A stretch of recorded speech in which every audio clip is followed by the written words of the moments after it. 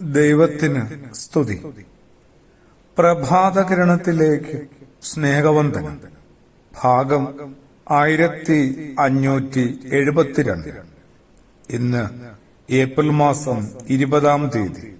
ഈ ആണ്ടിലെ 111-ാമത്തെ ദിവസത്തിലെത്തി. ദൈവത്തിന്റെ ആദ്യ ചോദ്യമൊക്കെ നമ്മൾ പണ്ടേ കണ്ടതാണ്, ആവശ്യത്തിലധികം കേട്ടതാണ്. അല്പമായിട്ടെങ്കിലും ഒന്ന് ഉള്ളിൽ കൊണ്ടിട്ടുമുണ്ട്. മനുഷ്യൻ ദൈവത്തോട് ചോദിച്ച ആദ്യത്തെ ചോദ്യം ഏതാണ്, എന്താണ്, എവിടെ വെച്ചാണ്, ആരാണ്?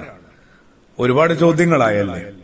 ഞാൻ എന്റെ സഹോദരന്റെ കാവൽക്കാരനാണോ എന്ന ചോദ്യമാണ് മനുഷ്യൻ ദൈവത്തോട് ചോദിച്ച ആദ്യത്തെ ചോദ്യം.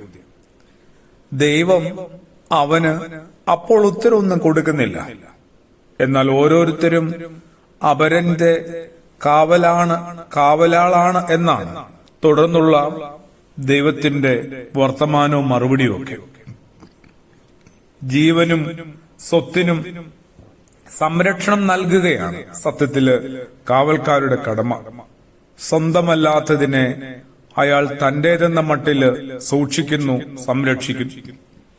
പഴയ നിയമത്തില് ദൈവത്തിനൊരു വിശേഷണമുണ്ട്, ഉറക്കമില്ലാത്ത അല്ലെങ്കിൽ ഉറങ്ങാത്ത കാവൽക്കാരനെന്നും.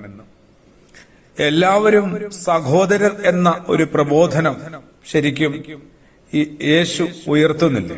എല്ലാവരും സഹോദരരാണ്. ജാതിക്കും മതത്തിനും രാഷ്ട്രീയത്തിനും സകല വേർതിരിവുകൾക്കും ഇടുങ്ങിയ ചിന്താഗതികൾക്കുമൊക്കെ അപ്പുറത്താണ് മനുഷ്യരെല്ലാം പരസ്പരം ബന്ധിപ്പിക്കുന്ന, പരസ്പരം ആകേണ്ടവരാണെന്ന് ഓർമ്മപ്പെടുത്തുന്ന ക്രിസ്തുയേശുവിനെ പണ്ടേ നമ്മൾ ശരിക്കും മറന്നുപോയി.